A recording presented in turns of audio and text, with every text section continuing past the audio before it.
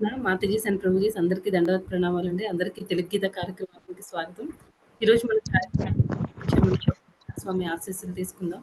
జై జగన్నాథ్ బలదేవ్ సుభద్రమయ్యకి జై, సుదర్శన్ భగవాన్కి జై, వామనదేవ్కి జై, పరశురామ్ భగవాన్కి జై, పంచతత్వాకి జై, గౌరనితాయికి జై, శ్రీల ప్రభుపాద్కి జై, జయ పతాక స్వామి గురు మహారాజ్కి జై. ఓం అజ్ఞానాతిమిరంధస్య జ్ఞానాంజనశలాకయా చక్షురున్మిలితం येन తస్మై శ్రీగురవే నమః. నమో విష్ణుపాదాయ కృష్ణప్రస్థాయ భూతలే శ్రీమతే భక్తివేదాంత స్వామిన్నితి నామినే. నమస్తే సరస్వతే దేవే గౌరవాణి ప్రచారిణి నిర్విశేష శూన్యవాది పాశ్చాత్య దేశతారిణి. जय श्री कृष्ण चैतन्य प्रभु नित्यानंद श्री अद्वैत गदाधरा श्रीवासादि भक्त वृंदा. हरे कृष्णा कृष्णा कृष्णा हरे हरे, हरे राम राम राम हरे हरे.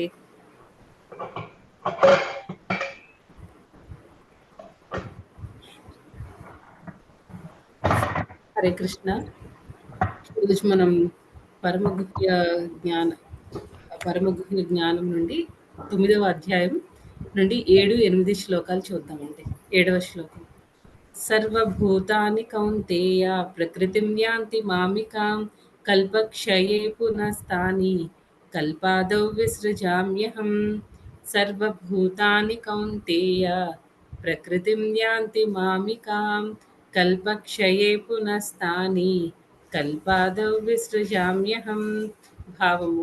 ఓ కౌంతేయ, కల్పాంతమున సకల జీవరాశులు నా ప్రకృతి యందు ప్రవేశించును, మరి ఒక కల్పారంభమున నేనే నా శక్తిచే వాటిని తిరిగి సృజింతును. 8వ శ్లోకం. ప్రకృతిం స్వామవష్టభ్య విసృజామి పునః పునః భూతగ్రామమిమం కృష్ణం అవశం ప్రకృతేర్వశాత్.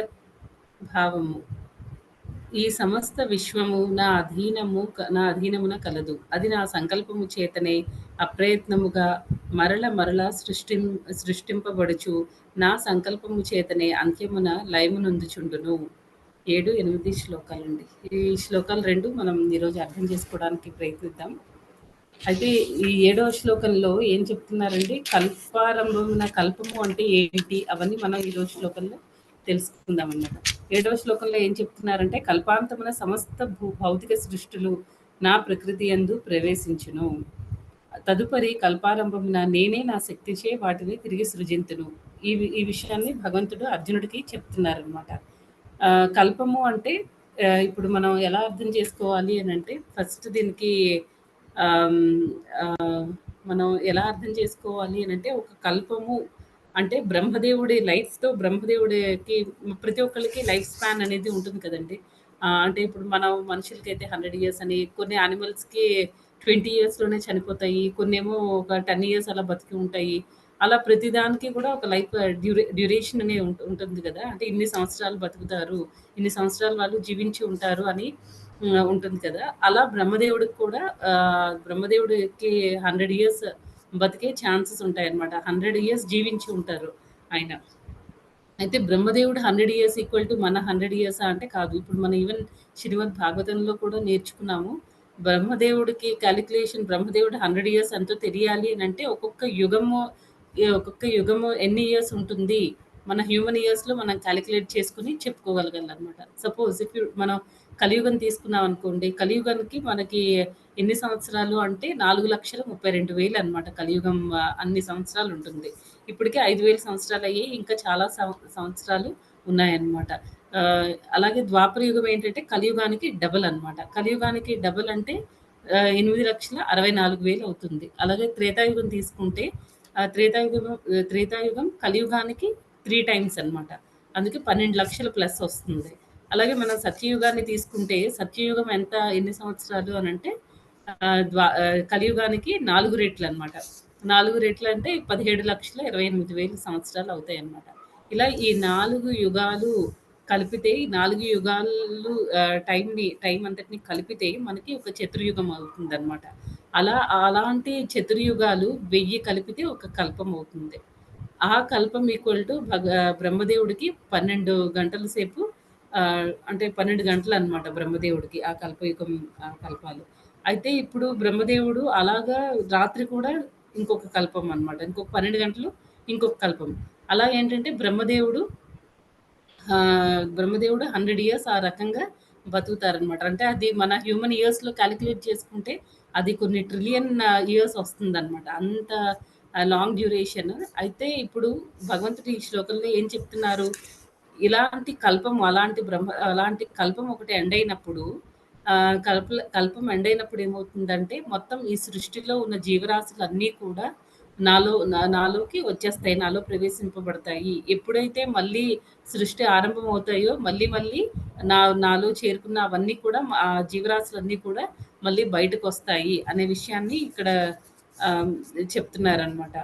కల్పాంతమున సమస్త భౌతిక సృష్టులు నా ప్రకృతి యందు ప్రవేశించును. తదుపరి కల్పారంభమున నేనే నా శక్తిచే వాటిని తిరిగి సృజించును. అనే విషయాన్ని ఇక్కడ చెప్తున్నారనమాట. అయితే ఇప్పుడు నెక్స్ట్ శ్లోకంలో ఏం చెప్తున్నారు? ఈ 2 కనెక్టెడ్ అనమాట. భగవంతుడు అసలు ఈ సృష్టి అంతా ఎలా చేస్తారు? ఎలాగ మనకందరికీ రకరకాల జీవరాశులకి రకరకాల దేహాలనేవి ఎలా వస్తాయి? ఆ విషయాలన్నీ నెక్స్ట్ శ్లోకంలో చెప్తున్నారనమాట. అయితే నెక్స్ట్ శ్లోకంలో ఏం చెప్తున్నారు? సమస్త విశ్వము నా అధీనమున కలదు. అది నా సంకల్పము చేతనే అప్రయత్నముగా మరల మరల సృష్టింపబడును. ప్రకృతిం స్వామవష్టభ్య విసృజామి పునః పునః పునః పునః మరల మరల సృష్టింపబడును అని చెప్తున్నారు. నెక్స్ట్ నా సంకల్పము చేతనే అంత్యమున లయమునొందుచుండును.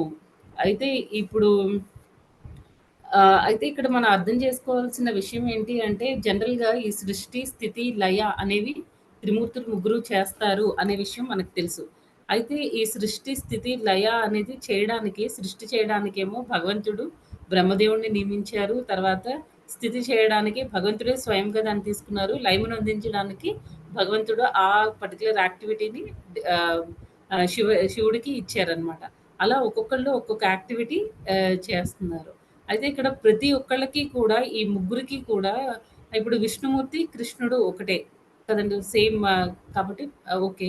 మిగతా ఇద్దరికి బ్రహ్మదేవుడికి, శివుడికి వీళ్ళందరికీ ఆ ఎనర్జీ ఎక్కడి నుంచి వస్తుంది అంటే ప్రతి దానికి కూడా భగవంతుడు సోర్స్ ఆఫ్ ఎనర్జీ అనమాట. ఆయన నుంచే మిగతా వాళ్ళందరికీ కూడా వాళ్ళు కూడా వాళ్ళ వాళ్ళ యాక్టివిటీస్ వాళ్ళకిచ్చిన సేవల్ని వాళ్ళు చేయగలుగుతున్నారు అంటే భగవంతుడి హ్యాండ్ ఉంటుందనమాట. అయితే ఇక్కడ ఈ శ్లోకంలో ప్రభుపాదుల వారు భాష్యంలో చాలా నీట్‌గా అంతా ఎక్స్‌ప్లెయిన్ చేసుకుంటూ వచ్చారనమాట. ఫస్ట్ సృష్టిలో ఏం జరుగుతుందంటే మొత్తం భౌతిక ఎనర్జీ అనేది మహత్తత్వం లాగా ఎంటర్ అవుతుందనమాట. ఎంటర్ అయిన తర్వాత నెక్స్ట్ అది భాష్యంలో ఫస్ట్ లైన్‌లో ఇచ్చారు. ఇంతకు పూర్వమే పలుమార్లు వివరింపబడినట్లు భౌతిక జగత్తు శ్రీకృష్ణ భగవానుని న్యూన శక్తి యొక్క వ్యక్తీకరణమై ఉన్నది. మనకి భగవంతుడికి 3 రకాల శక్తులుంటాయి అని మనం తెలుసుకున్నాం. ఒకటేమో ఇన్ఫీరియర్ ఎనర్జీ అంటే న్యూన శక్తి. ఇంకొకటేమో మార్జినల్ ఎనర్జీ. న్యూన శక్తి అంటే అది భౌతిక ప్రకృతి అనమాట. నెక్స్ట్ మార్జినల్ ఎనర్జీ అంటే హైయర్ ఎనర్జీకి, లోయర్ ఎనర్జీకి మిడిల్‌లో ఉండేది. అది మనం అనమాట. మనం అంటే లివింగ్ ఎంటిటీస్ జీవులు. నెక్స్ట్ థర్డ్‌ది ఏంటి అంటే సుపీరియర్ ఎనర్జీ అనమాట. భగవంతుడు సుపీరియర్ ఎనర్జీ ఏంటి అంటే ఆధ్యాత్మిక శక్తి సుపీరియర్ ఎనర్జీ అనమాట. అయితే భగవంతుడు ఈ మూడిట్లో ఇక్కడ ఏమంటున్నారు? శ్రీకృష్ణ భగవానుని న్యూనశక్తి యొక్క వ్యక్తీకరణమై ఉన్నది భౌతిక జగత్తు. నెక్స్ట్ ఏం చెప్తున్నారు అంటే సృష్టి సమయమున భౌతిక శక్తి మహత్తత్వముగా రూపొందగా భగవానుడు తన తొలి పురుషావతారమై మహావిష్ణువుగా దాని యందు ప్రవేశించును. ఫస్ట్ భగవంతుడు ఆ భౌతిక జగత్తులోకి ఎలా అండి ప్రవేశింపబడుతున్నారు? ఫస్ట్ ఆయన కారణోదక సాయి విష్ణువులాగా మనం భాగవతం ఫస్ట్ క్యాంటోలో చదువుకున్నాం. 3 రకాల విష్ణువులు ఉంటారు. ఫస్ట్ భగవంతుడు ఫస్ట్ పురుషావతారం ఎవరు అంటే కారణోదక సాయి విష్ణువు అనమాట. మహావిష్ణువు. ఆయన ఎంటర్ అవుతారనమాట. ఆయన ఎంటర్ అయిన తర్వాత ఆయన ఆహ్, ఎక్సైల్ చేసినప్పుడు అంటే ఊపిరిని ఆయన వదిలినప్పుడు ఎన్నో యూనివర్సెస్, ఎన్నో బ్రహ్మాండాలు క్రియేట్ అవుతాయన్నమాట. క్రియేట్ అయిన తర్వాత భగవంతుడు స్వయంగా ఒక్కొక్క బ్రహ్మాండంలోకి ఆయన గర్భోదక సాయి విష్ణువులాగా ఎంటర్ అవ్వడం జరుగుతుంది. ఆయన ఎంటర్ అయిన తర్వాత ఆయన నాభి నుంచి బ్రహ్మదేవుడు ఉద్భవిస్తారు. తర్వాత ఆహ్, బ్రహ్మదేవుడు ఉద్భవించడం తర్వాత బ్రహ్మదేవుడిని సెకండరీ క్రియేటర్ అనమాట అంటారు. ఫస్ట్ ప్రైమరీ క్రియేటర్ కృష్ణుడైతే సెకండరీ క్రియేటర్ ఎవరండి? బ్రహ్మదేవుడు. అయితే బ్రహ్మదేవుడు సృష్టి అంతటిని జీవులందరినీ సృష్టించిన తర్వాత ప్రతి జీవిలోకి భగవంతుడేమో క్షీరోదక సాయి విష్ణులాగా ప్రతి జీవిలోకి ఎంటర్ అవ్వడం అనేది జరుగుతుంది. ఆ రకంగా ఈ సృష్టి అంతా జరుగుతుందనమాట. ఆ విషయాన్ని ప్రభుపాదులు వారు భాష్యంలో చెప్పడం జరిగింది. అంటే సృష్టి అనేది మనం తెలుసుకోవాలనమాట. ఇప్పుడు భగవంతుడు కృష్ణుడిని భగవంతుడు అని ఎందుకంటారు అంటే, ఆయనకి అన్ని ఐశ్వర్యాలు కంప్లీట్‌గా, ఫుల్‌గా ఉన్నాయన్నమాట. పరాశర ముని చెప్పిన దాన్ని బట్టి అయితే భగవంతుడికి ఆ 6 రకాల ఐశ్వర్యాలనేవి కంప్లీట్‌గా ఉండడం వల్ల ఇంకెవరికీ అంత కంప్లీట్‌గా లేవు. ఓన్లీ కృష్ణుడికి మాత్రమే ఉన్నాయి. అందుకే కృష్ణుడిని మాత్రమే మనం శ్రీకృష్ణ పరమాత్మ అని చెప్తాం. అంతేగాని బ్రహ్మదేవుడిని కానీ, శివుడిని కానీ, లేతే వేరే వరుణుడు ఇలా ఎంతోమంది దేవతలున్నారు మనకి. ఆ దేవతలు ఎవరిని కూడా పరమాత్మ అని చెప్పము. ఓన్లీ కృష్ణుడికి మాత్రమే చెప్తాము. అంటే కృష్ణుడు మనకి అందరికంటే టాప్ మోస్ట్ అనమాట. అది మనం అర్థం చేసుకోవాలి. అయితే ఇక్కడ భగవంతుడికి అన్ని ఐశ్వర్యాలు సంపూర్ణంగా, సమగ్రంగా ఉండడం వల్ల ఆయన భగవంతుడు అని అంటారు. తర్వాత ఆయన గురించి మనకి తెలుసుకోవడం వల్ల ఏమవుతుందంటే, మనకి ఆయనతో ఉన్న బంధం అనేది పెరుగుతుంది. అసలు మనం ఎందుకు ఇక్కడికొచ్చాము? ఎందుకు ఇక్కడ సఫర్ అవుతున్నాము? కృష్ణుడి మనకి కృష్ణుడికి ఉన్న సంబంధము, ఇవన్నీ మనం అర్థం చేసుకోవాలనమాట. ఇవన్నీ అర్థం కావాలి అనంటే భగవంతుడి యొక్క గొప్పతనం తెలియాలి. ఇప్పుడు ఎవరైనా చాలా గ్రేట్ అని మనం అంటే జ్ఞానంతో మనం వాళ్ళని అప్రోచ్ అవ్వాలనమాట. అంతేగాని ఇప్పుడు సపోజ్ ఈవెన్ మనం ఏదైనా కంపెనీ ఇంటర్వ్యూస్‌కెళ్ళేటప్పుడు కూడాను what do you know about our company అని అడుగుతారు. ఫస్ట్ కంపెనీ గురించి ఏం తెలుసు? ఎందుకు నువ్వు మా కంపెనీలో జాయిన్ అవ్వాలనుకుంటున్నావు అని అడుగుతారనమాట. అలాంటిది మనం జస్ట్ ఒక భౌతిక ప్రపంచంలో భగవంతుడి సృష్టి అనంతం అనమాట. ఆయన సృష్టిలో మనం ఏదో ఒక మారుమూల అసలు ఇన్‌సిగ్నిఫికెంట్ అసలు మన గురించి ఎవరు పట్టించుకునే అంత గొప్ప స్టేజ్‌లో కూడా మనం లేము. అయినా సరే అలాంటి మనం ఒక చిన్న కంపెనీలో ఒక జాబ్ కోసం మనం వెళ్తేనే what do you know about our company అని అడుగుతున్నారు. అలాంటిది అన్నిటికి మొత్తం ఈ సమస్త జగత్తులన్నిటికీ కూడా కారణభూతుడాయన. కృష్ణ లేకపోతే మన లైఫ్ లేదసలు. అలాంటి కృష్ణుడి గురించి మనం ఆయన చేసిన సృష్టి ఏంటి? ఆయన గురించి కంప్లీట్‌గా నాలెడ్జ్ ఉండాలనమాట. నాలెడ్జ్ ఉంటే ఏమవుతుందంటే మనకి జ్ఞానం అనేది ఉంటే మనకి భగవంతుడి మీద నమ్మకం అనేది, విశ్వాసం అనేది ఎక్కువవుతుంది. అందరికీ భగవంతుడి పట్ల భక్తి అనేది ఉంటుందనమాట. కాకపోతే ఆ భక్తి అనేది ఎలా ఉంది? కప్పబడి ఉందనమాట. భక్తి అనేది కప్పబడి ఉంది. ఎందుకు ఎందుకు మనం అలాగా ఏ మనం అంటే భగవంతుడి పట్ల మనం అసూయ చెంది ఉన్నాము కాబట్టి మనం ఈ భౌతిక ప్రపంచంలో రావడం జరిగింది. వచ్చాం అంటే మనకి అసూయ అనేది ఉంది కాబట్టి ఆటోమేటిక్‌గా ఆ ఎఫెక్షన్ అనేది మనకి భగవంతుడి పట్ల ఉండదనమాట. ఉన్నది హిడెన్ స్టేట్‌లో ఉంటుంది. దాన్ని మళ్ళీ బయటికి తెప్పించాలి. దాన్ని మళ్ళీ భగవంతుడితో మనం పోయిన ఆ రిలేషన్‌షిప్‌ని మళ్ళీ మనం ఎస్టాబ్లిష్ చేసుకోవాలి. మళ్ళీ మనం పునరుద్ధరించుకోవాలి అనంటే ఏం చేయాలంటే, మనం ప్రతిరోజు కూడా భగవంతుడి గురించి ఇంకా ఇంకా తెలుసుకోవాలి. ఎందుకంటే ఆయన గురించి ఎంత తెలుసుకున్నా మన నాలెడ్జ్ నేను ఈరోజు భాగవతం చదివేశాను అయిపోయింది. లేకపోతే భగవద్గీత నేను చాలా సార్లు చదివాను అయిపోయింది. ఇక్కడితో నాకు భగవంతుడి గురించి అంతా తెలిసిపోయింది అని మనం చెప్పుకోవడానికి లేదనమాట. ఎందుకంటే ఆయన విభూతులు, తర్వాత ఆయన పవర్స్, తర్వాత ఆయన గ్లోరీస్ అవన్నీ అనంతం అనమాట. ఆయన గురించి మనం ఎంత మాట్లాడుకున్నా అనంతం. ఇంకా ఇంకా వస్తూనే ఉంటాయన్నమాట. ఆహ్, ఆహ్, అందుకని మనం ఏంటంటే ఇవన్నిటి గురించి బ్రహ్మదేవుడు క్రియేషన్ సారీ కృష్ణుడు క్రియేట్ చేసిన వాటి గురించి, ఆయన ఎక్స్‌పాన్షన్స్ గురించి, వాటన్నిటి గురించి తెలుసుకోవాలన్నమాట. నెక్స్ట్ ఇంకా ఇక్కడ ఏం చెప్తున్నారు? నెక్స్ట్ ఇంకొక పాయింట్‌లో ఆహ్, ప పర్ ప్రభుపాదుల వారి భాషల్లో ఇంకా ఏం చెప్తున్నారంటే, ఆయన ఇలా ఎన్నో జీవరాశుల్ని క్రియేట్ చేస్తారు. ఒక్కొక్క జీవరాశిలో భగవంతుడేమో ఒక్కొక్క యాటమ్‌లో కూడా, ఒక్కొక్క అణువులో కూడా భగవంతుడేమో పరమాత్మలాగా ఎంటర్ అవుతారు అనే విషయాన్ని క్షీరోదక సాయి విష్ణులాగా ఎంటర్ అవుతారు అనే విషయాన్ని చెప్పారు. అయితే ఇక్కడ ఇన్ని రకాల జీవరాశులు ఇవన్నీ ఎందుకు మనకి ఇన్ని ఈ ఇక్కడ ఇన్ని ఎందుకున్నాయి అనంటే, ఇప్పుడు చూడండి ఎలా అంటే ఇప్పుడు గవర్నమెంట్ కుంభమేళా ఏమైనా కండక్ట్ చేస్తుందనుకోండి. ఏం చేస్తారు? ఇంతమందికి ఫెసిలిటీస్ ఇవ్వాలి. ఇది ఒక్కటి అంటే మనం జస్ట్ అందరూ స్నానానికి వెళ్ళాలి కాబట్టి అక్కడ క్యూ లైన్స్ ఒకటి కన్‌స్ట్రక్ట్ చేస్తాం. క్యూ లైన్స్ అన్నీ పెడతాం. అలా అనుకోరనమాట. ఏం చేస్తారు? వచ్చిన వాళ్ళకి ఏమేమి అవసరమో అవన్నీ కూడా ముందే ఆలోచించుకొని అంతా ఒక ప్లాన్డ్‌గా వాళ్ళకి కావాల్సిన ఫెసిలిటీస్ అన్నీ ప్రొవైడ్ చేస్తారనమాట. వాళ్ళు ఉండడానికి ఒక ప్లేసు, భోజన వసతులు అవి కల్పిస్తారు. ఇంతమందొస్తారు అని ముందే ఎస్టిమేట్ చేసుకుంటారు. అంతా ఒక ప్రాపర్ ప్లానింగ్ ప్రకారం వాళ్ళకి మంచినీళ్ళు కావాలి. తర్వాత టైంకి ఫుడ్ ఉండేటట్టు వాళ్ళు వెళ్ళే దారిలో అంతా ఫుడ్ అంతా సప్లై అయ్యేటట్టు చూసుకుంటారు. ఆ తర్వాత మళ్ళీ వాళ్ళకి డ్రెస్ చేంజ్ అవి చేసుకోవడానికి వేరే రూమ్స్ ఏమైనా ప్రొవైడ్ చేస్తారు. ఇలా ఇవన్నీ ఏంటంటే నేను ఓకే. ఓన్లీ వాళ్ళు స్నానానికొస్తున్నారు. కుంభమేళ లేకపోతే దగ్గరలో ఉన్న దేవుళ్ళని దర్శనం చేసుకోవడానికొస్తున్నారు కాబట్టి ఓన్లీ అంతవరకే మేము ఫెసిలిటీస్ ప్రొవైడ్ చేస్తాం అనుకోరు. దాని ఇన్ అండ్ అరౌండ్ అంటే కుంభమేళా కండక్ట్ చేయడానికి కావాల్సిన ఇన్ అండ్ అరౌండ్ ఏవేవి ఫెసిలిటీస్ అవన్నీ జనాలకి అవసరమో అవన్నీ కూడా వాళ్ళు ముందే ప్రొవైడ్ చేసి ఉంచుతారనమాట.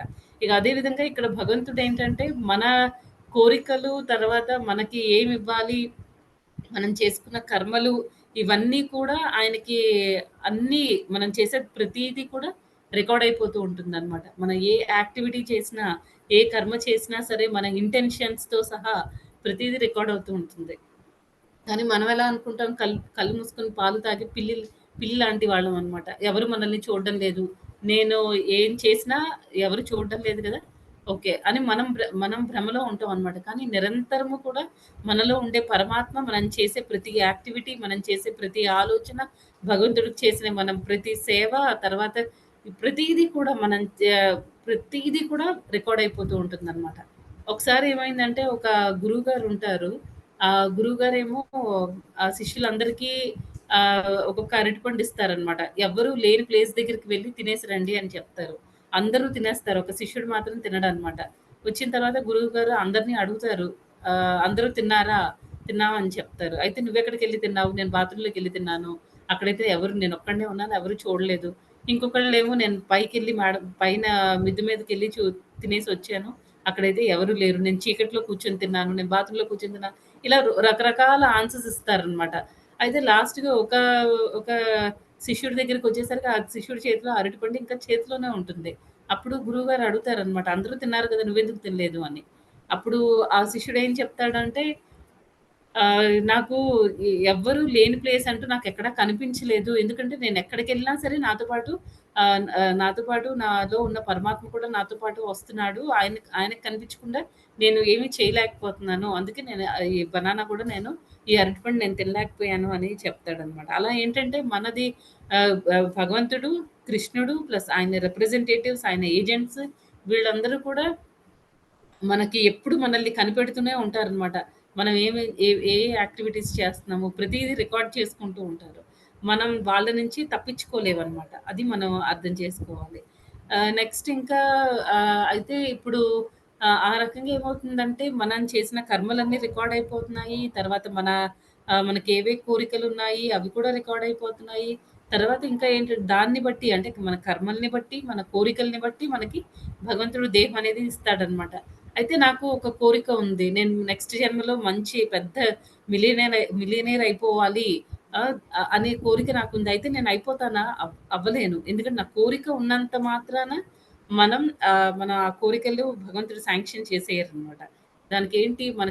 దానికి సంబంధించిన ఏ క్రెడిట్స్ అయితే అవసరమో, ఆ పుణ్యము అనేది మన అకౌంట్‌లో ఉండాలి. ఉంటేనే అప్పుడు మన కోరికలు తీరుతాయనమాట. అంటే మనం ఏదైతే మన డిజైర్స్ మనం దానికి డిజర్వ్ అయితేనే అంటే మనం వాటికి ఏమంటారు?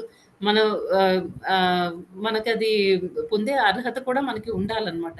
అప్పుడే మన కోరికలవి భగవంతుడు తీరుస్తాడు. అయితే ఇప్పుడు ఏంటంటే కొంతమందికి ఈ కర్మల్ని బట్టి వాళ్ళు చేసుకునే కర్మల్ని బట్టి, ఆ కోరికల్ని బట్టి రకరకాల దేహాలనేవి రావడం జరుగుతుందనమాట. కొంతమందికి ఏంటి ఎగరాలని ఉంటుందనమాట. వాళ్ళు అంటే వాళ్ళకెప్పుడు ఎలా ఆహ్, ఆ పక్షులన్నీ చూడు ఎంత చక్కగా ఎగురుతున్నాయో, నేనెప్పుడు అలా ఎగురుతానో అలా అనుకుంటారు. ఆకాశంలో ఎగరడం అంటే ఇష్టం ఉంటుంది. కొంతమందికేంటంటే ఎక్కువ సేపు నీటిలో ఉండటం అంటే ఇష్టం ఉంటుందనమాట. అలా వాళ్ళ కోరికల్ని బట్టి, వాళ్ళు ప్రీవియస్ జన్మలో చేసుకున్న కర్మల్ని బట్టి భగవంతుడు మొత్తం ఈ భౌతిక ప్రపంచానికి సృష్టించినప్పుడు 84 రకాల జీవరాశులు అంటే స్పీషీస్‌ని క్రియేట్ చేశారనమాట. అన్ని రకాల జీవరాశుల్ని క్రియేట్ చేయడం అనేది జరిగింది.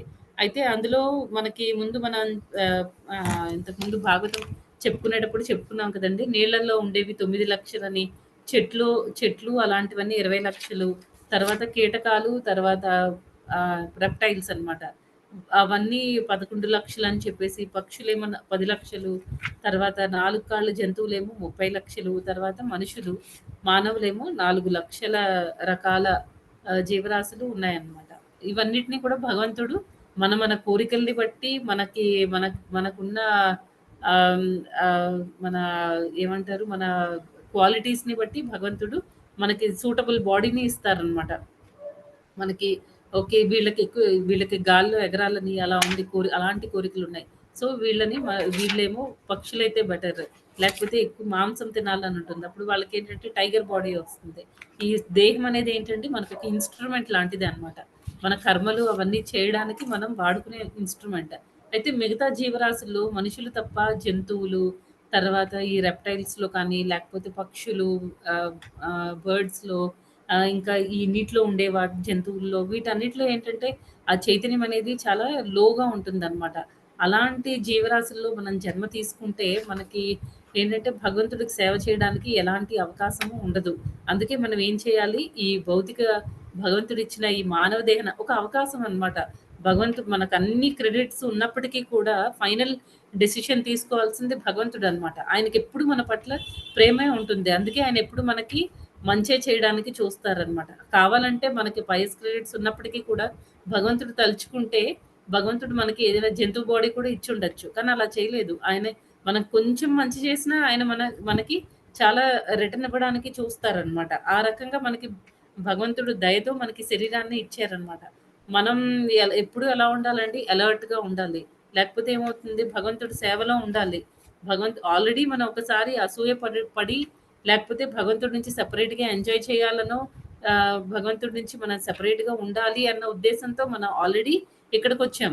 ఇక్కడికొచ్చి మనం చాలా చాలా సఫర్ అవుతున్నామనమాట.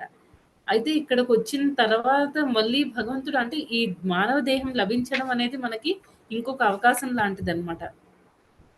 ఈవెన్ అంటే హ్యాంగ్ చేసే వాళ్ళని కూడా చనిపోయేటప్పుడు ముందు నీ చివరి కోరిక ఏంటి అని అడుగుతారు కదా! భగవంతుడు అలా మనకు అడగకుండానే మనకి ఇంకొక అవకాశం ఇచ్చారనమాట. ఆయనకి సేవ చేసుకొని ఇక్కడంతా నువ్వు బాగా సఫర్ అవుతున్నావు. ఆ 4 రకాల ప్రాబ్లమ్స్ అన్నిటిని నువ్వు చాలా బాధలు పడుతున్నావు. అవన్నీ పడొద్దు. నా దగ్గరికొచ్చేయి అని చెప్పేసి మనకి భక్తుల రూపంలో, తర్వాత ఆయన గ్రంథాల రూపంలో, శాస్త్రాల రూపంలోన, తర్వాత ఇంకా ఆధ్యాత్మిక గురువు రూపంలో ఎన్నో రకాలుగా ఆయన వచ్చి మన జీవితంలో మనకి ఇంకొక అవకాశం ఇచ్చారనమాట. ఆయన భగవంతుడి దగ్గరికి మళ్ళీ మనం చేరుకోవడానికి.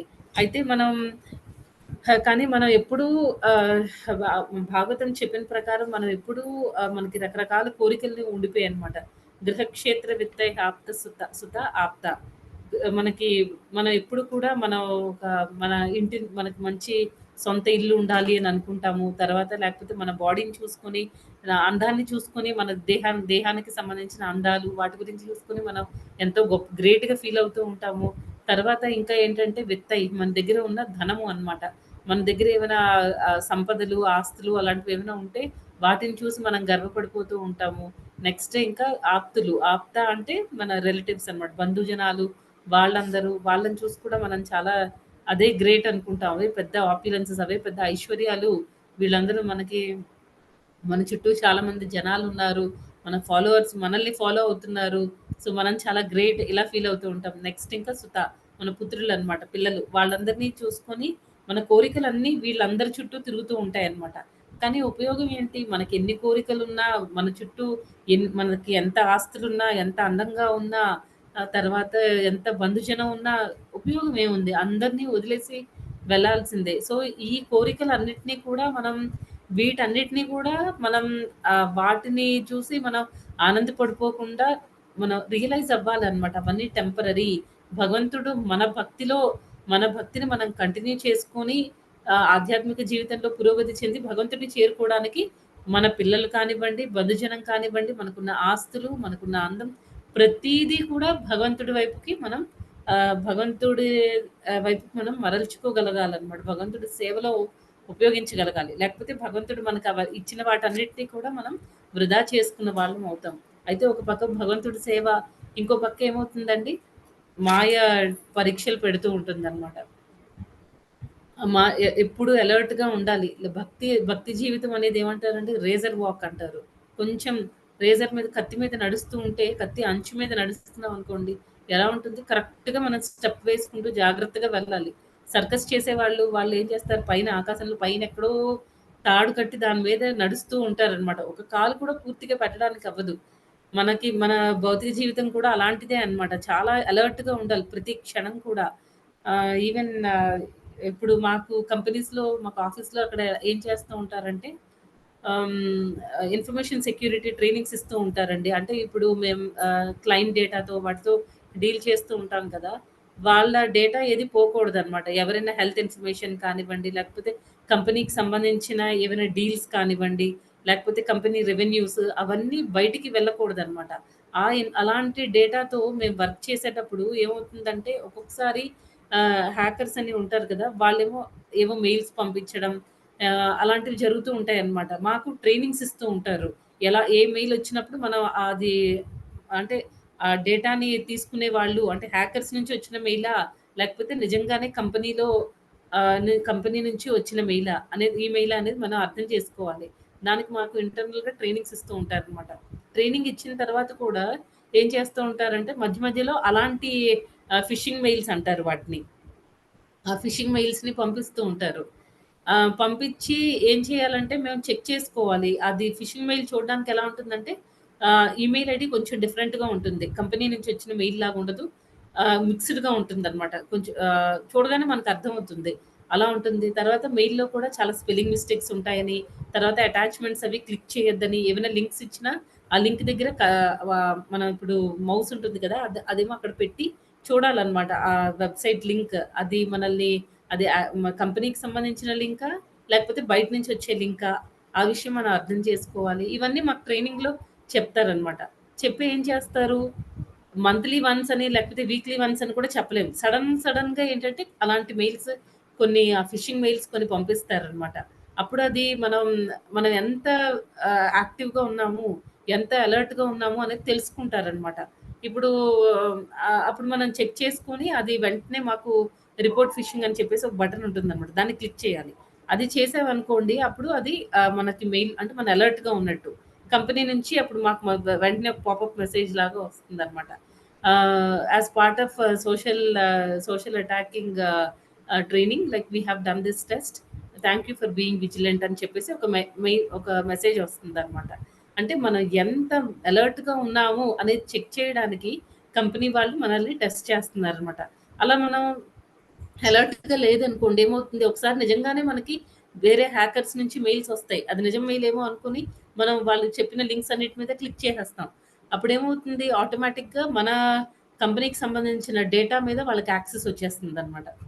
దానివల్ల కంపెనీకి చాలా లాస్. తర్వాత మనకేమవుతుంది, మనకి జాబ్ కూడా ఎఫెక్ట్ అయ్యే అవకాశం ఉంటాయన్నమాట. ఇంకా సింపుల్‌గా చెప్పుకోవాలి అనంటే, ఇప్పుడు బ్యాంక్ వాళ్ళు మనకి జనరల్‌గా ఒక్కొక్కసారి మనకి మెసేజ్‌లవి పంపిస్తూ ఉంటారు కదండీ! బ్యాంక్స్ ఎప్పుడు జనరల్‌గా ఓటీపీలు అడగదు. తర్వాత మీ ఆధార్ కార్డ్, మీ కాన్ఫిడెన్షియల్ ఇన్ఫర్మేషన్ ఏది కూడా బ్యాంక్స్ అడగవు. సో, బీ అలర్ట్ అని చెప్పేసి మనకి ఒక కొన్ని సార్లు బ్యాంక్ వాళ్ళు మెసేజ్‌లు పంపిస్తూ ఉంటారు. మనం కూడా ఏంటి ఎప్పుడు అలర్ట్‌గా ఉండాలి. లేకపోతే ఏమవుతుంది ఎవరికైనా ఈ సైబర్ అటాక్స్ అవి జరుగుతూ ఉంటాయి కదండీ! వాళ్ళేం చేస్తారు, మనకేవో మెసేజ్‌లు పంపిస్తారనమాట. వాళ్ళు చెప్పిన లింక్స్ అన్నిటి మీద మనం క్లిక్ చేసుకుంటూ వాళ్ళు అడిగిన ఇన్ఫర్మేషన్ అంతా ఇస్తే ఏమవుతుంది మన బ్యాంక్ అకౌంట్ మీద యాక్సెస్ వచ్చేస్తుంది. వాళ్ళ మనకి నష్టం జరుగుతుందనమాట. అలాగే ఏంటంటే, మనం ఈ భక్తి జీవితంలో ఉండేటప్పుడు మాయాదేవి కూడా మనకి చాలా హింట్స్ ఇస్తూ ఉంటుందనమాట. చాలా సార్లు మనల్ని ట్రాప్ చేయడానికి చూస్తూ ఉంటుంది. దాన్ని మనం ఏం చేయాలి? మనం అలర్ట్‌గా ఉండాలి.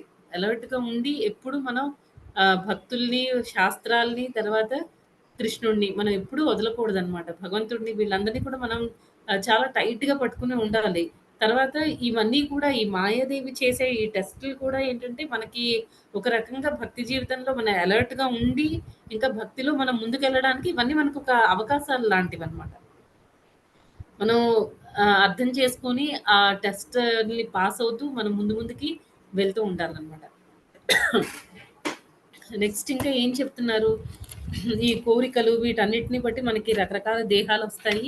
మనకి ఆ దేహం వచ్చిన తర్వాత ఎందుకొస్తుంది అంటే, మనకి మనం భగవంతుడి నుంచి సెపరేట్‌గా ఎంజాయ్ చేయాలనుకుంటున్నాం.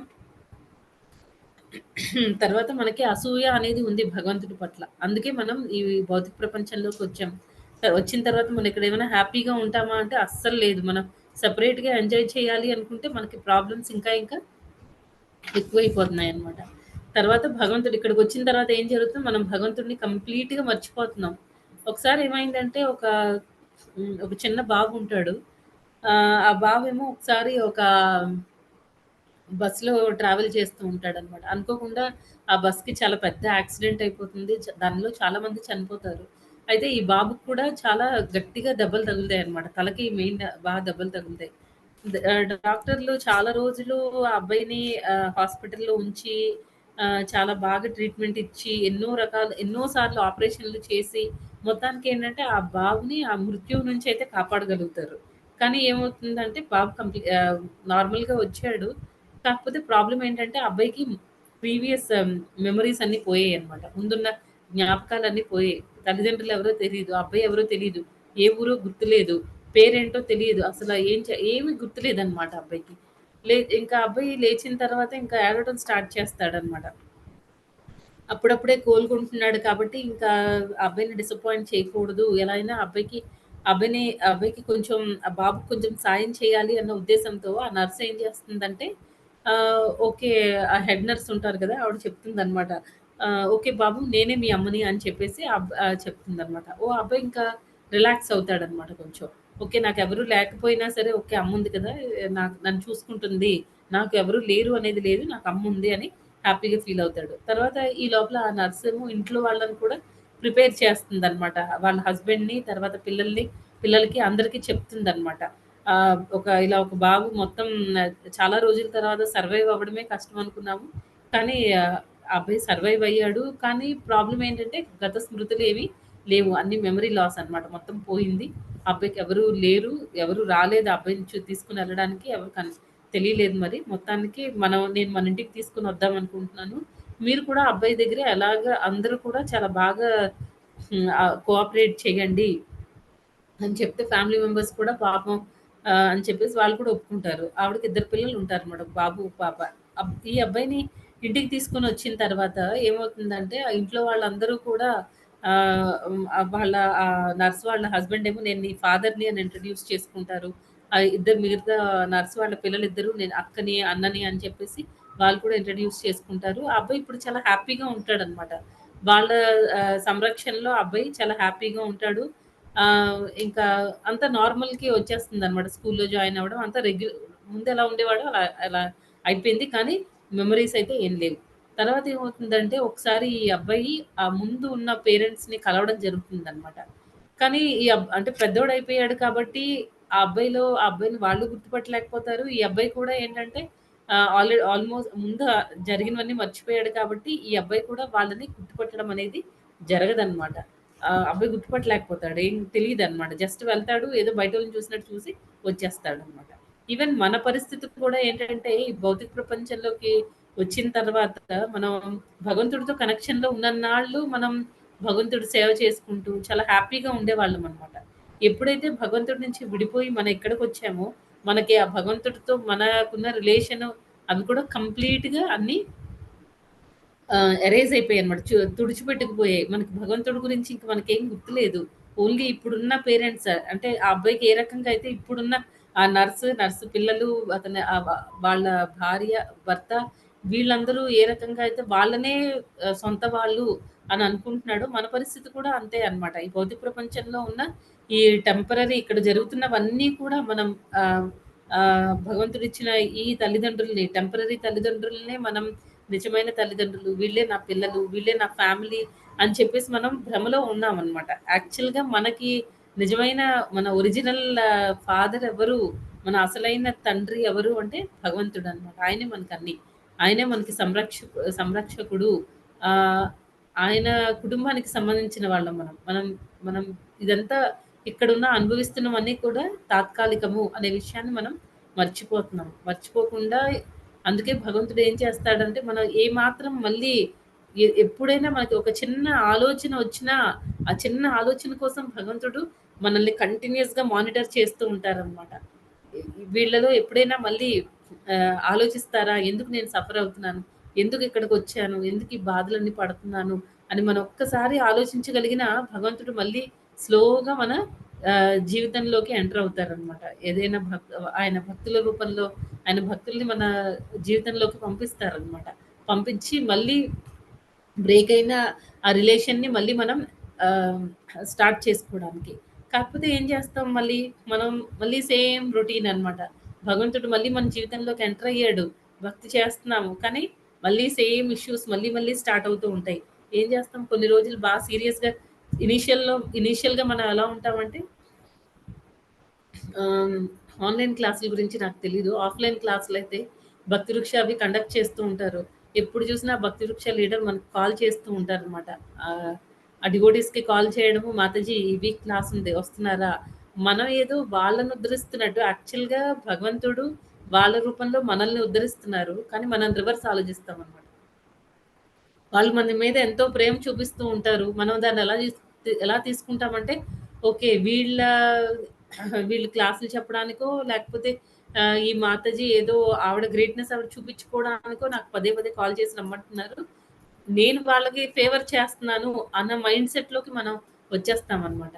వచ్చేసి ఏం చేస్తాం, ఆ మాతాజీ ఈ వీక్ నాకవ్వదు. నాకు ఆ పనుంది, ఈ పనుంది అని అన్నీ చెప్తూ ఉంటామనమాట. చెప్పి మనం క్లాసులు స్కిప్ అవుతూ ఉంటాం. అలాంటివి చేయకూడదు. మనం ఎప్పుడు మన లీడర్స్‌ని మనం ఉద్ధరించడం లేదు. వాళ్ళు మనల్ని ఉద్ధరిస్తున్నారు అనే విషయాన్ని మనం బాగా అర్థం చేసుకోవాలి.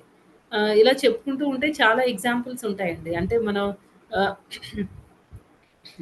వాళ్ళు మన మీద బాగా ఎఫెక్షన్ అవి చూపిస్తూ ఉంటే, వాళ్ళు ఏంటంటే ఎలా అయినా సరే మనల్ని అలా హోల్డ్ చేసి, భక్తిలో మనల్ని కూడా ముందుకు తీసుకొనెళ్ళాలి. మన జీవితంలో కూడా కృష్ణుడు ఉండాలి. మనం కూడా కృష్ణుడికి బాగా సేవ చేయాలి. వీలైనంత తొందరగా ఈ భౌతిక జగత్తును వదిలేసి మళ్ళీ ఆధ్యాత్మిక జగత్తుకి వెళ్ళాలి అనే కోరికతో వాళ్ళు మనకి హెల్ప్ చేస్తూ ఉంటారు. కానీ మనం అలా తీసుకోము. నెక్స్ట్ ఇంకా ఏం చేస్తూ ఉంటామండి, ఇది మే మంత్ కదా! మనకి జనరల్‌గా పిల్లలందరికీ హాలిడేస్ అవి వస్తూ ఉంటాయి. మనం మన ఊర్లు వెళ్తూ ఉంటాము. ఊర్లు వెళ్ళిన తర్వాత ఏమవుతుంది, ఇంతవరకు మనం ఒక రొటీన్‌లో ఉన్నాం. ఫుల్ హైపర్‌లో ఉన్నామనమాట. 4:00కి మంగళారతి, 4:00కి 3:30, 4:00కి లేవడము, గబగబా అన్నీ మనకి అన్ని స్నానం అన్నీ కంప్లీట్ చేసుకొని, మంగళారతి అటెండ్ అవ్వడం, వెంటనే మళ్ళీ ఆహ్, చాంటింగ్ చేయడము, తర్వాత ఈ భగవద్గీత క్లాస్ వినడం, ఇదంతా మనకు ఒక సిస్టమాటిక్‌గా మనం చాలా రోజుల నుంచి అలవాటు చేసుకున్నాం. అలవాటు చేసుకున్నాక సడెన్‌గా ఏమవుతుంది, పిల్లలకి సెలవులొచ్చాయి. ఊరెళ్తాం. ఊరెళ్ళిన తర్వాత ఏమవుతుందండి, అక్కడ మన చుట్టాలని చూస్తాము, లేకపోతే ఫంక్షన్స్ అటెండ్ అవ్వడాలు, ఎన్నో ఎన్నో జరుగుతూ ఉంటాయన్నమాట. మన రొటీన్‌కి బ్రేకొస్తుంది. ఆ బ్రేక్ మాయ అన్నమాట. ఆ బ్రేకొస్తుంది. బ్రేకొచ్చిన తర్వాత మళ్ళీ ఏమవుతుంది, మళ్ళీ మనం ప్రీవియస్ రొటీన్‌లోకి రావడానికి మళ్ళీ మనకి చాలా టైం పట్టొచ్చు. లేకపోతే కొంతమంది కంప్లీట్‌గా మాయలో పడిపోయి ఇవన్నీ వదిలేస్తారనమాట. ఇవన్నీ జరగకూడదు అంటే మనం ఏం చేయాలి? మన రొటీన్‌లో మనకి చిన్న చిన్న అడ్జస్ట్‌మెంట్స్ చేసుకొని మనం చేసేవన్నీ కంటిన్యూ చేస్తూనే ఉండాలనమాట. ఎస్పెషల్లీ మే మంత్‌లో పిల్లలకి హాలిడేస్ కాబట్టి మనలో చాలామంది ఊరు వెళ్ళడం అనేది జరుగుతుంది. ఊరెళ్ళిన తర్వాత మన రొటీన్ డిస్టర్బ్ అవుతుంది కాబట్టి, అది డిస్టర్బ్ అవ్వకుండా, మన ఇంట్లో వాళ్ళని మనం డిసప్పాయింట్ చేయకుండా, రెండిటిని బ్యాలెన్స్ చేసుకుంటూ, మనం ఈ భక్తిని కంటిన్యూ చేయాలనమాట. భక్తిని కంటిన్యూ చేయకపోతే ఏమవుతుందంటే, మళ్ళీ తిరిగొచ్చిన తర్వాత మళ్ళీ దాన్ని ముందులాగా చేయడం అనేది కష్టమవుతుందనమాట. టైం పట్టొచ్చు. ఆ కొంచెం కూడా మనం స్పేస్ ఇవ్వకూడదు. ఎందుకంటే మాయాదేవికి మనం కొంచెం స్పేస్ ఇచ్చినా ఆవిడ ఫుల్‌గా ఎంటర్ అయిపోతుందనమాట. ఆవిడ ఒళ్ళో మనల్ని పడుకోబెట్టేస్తుందనమాట. మళ్ళీ ఎవరో ఒక డివోటీ వచ్చి మనల్ని జీవ్ జాగు అని చెప్పాలి. అది చాలా కష్టం అవుతుందనమాట. అదంతా లాంగ్ ప్రాసెస్. అదంతా జరగకుండా ఉండాలి అంటే, మనం ఊరెళ్ళి మన ఫ్యామిలీ మెంబర్స్ అసోసియేషన్ మనం తీసుకునే కంటే, మన సాంగత్యం వాళ్ళకివ్వాలనమాట. అవసరమైతే వాళ్ళని కూడా ఇటు పెట్టగలగాలి. భగవద్గీత క్లాసులవి చెప్పడము. మనం అందరం ఇక్కడ ఏదైతే నేర్చుకుంటున్నామో, అది వాళ్ళతో కూడా షేర్ చేయాలనమాట. మనం కూడా అయ్యో! మన గురించి మన లీడర్స్ ఎలా అయితే ఆలోచిస్తున్నారో, మనం కూడా వేరే వాళ్ళ గురించి అలా ఆలోచించి, వాళ్ళని భక్తిలోకి తీసుకొని రాగలగాలనమాట. అది ఇంపార్టెంట్. ఇదండి ఈరోజు 7, 8 శ్లోకాలు. ఎవరికైనా ఏమైనా ప్రశ్నలుంటే అడగండి. ఏమి లేకపోతే మనం కాల్ క్లోజ్ చేసేద్దాం. హరే కృష్ణ. మాతాజీ సెంట్ హరే కృష్ణ. హరే కృష్ణ మాతాజీ దండవత్ ప్రణామాలు. హరే కృష్ణ మాతాజీ దండవత్ ప్రణామం. హరే కృష్ణ మాతాజీ దండ ప్రణామం. హరే కృష్ణ మాతాజీ దండవత్ ప్రణామం. हरे कृष्ण माता जी दंडवत प्रणाम। हरे कृष्णा प्रभु जी दंडवत प्रणाम. హరే కృష్ణ మాతాజీ. हरे कृष्ण माता जी दंडवत प्रणाम। हरे దండవత్ कृष्ण ప్రణామం మాతాజీ. हरे कृष्ण माता जी दंडवत प्रणाम. हरे कृष्ण माता जी। हरे कृष्ण माता जी. हरे कृष्ण माता जी। हरे कृष्ण माता जी. हरे कृष्ण हरे कृष्ण ధన్యవాద్ ప్రణామ్ ఉత్తమస్త మాతాజీ. Thank you devotees. సో మాతాజీ ఎంతమంది హాలిడేస్ కి వెళ్ళారు ఇప్పుడు? మాతాజీ చక్కగా ఎగ్జాంపుల్ ఇచ్చారు. ఎంతమంది హాలిడేస్ లో ఉన్నారు, వెళ్ళి వచ్చారు. రైట్, చాలా connected example Mataji. So very careful గా ఉండాలి. Thank you so much Mataji for bringing out that. Right, thank you so much dear devotees. మనం 3 times హరే కృష్ణ మహామంత్ర చేద్దాం మన గురు మహారాజ్ కోసం. హరే కృష్ణ హరే కృష్ణ కృష్ణ కృష్ణ హరే హరే హరే రామ హరే రామ రామ రామ హరే హరే హరే కృష్ణ కృష్ణ కృష్ణ హరే హరే హరే రామ రామ రామ హరే హరే హరే కృష్ణ కృష్ణ కృష్ణ హరే హరే హరే రామ హరే రామ హరే హరే. హరే కృష్ణ మాతాజీ. హరే కృష్ణ మాతాజీ దండవత్ ప్రణామం. Thank you devotees. మళ్ళీ రేపు భగవద్గీత సెషన్ లో కలుద్దామండి. Thank you Mataji. Hare Krishna. Hare Krishna. Hare Krishna. Hare Krishna.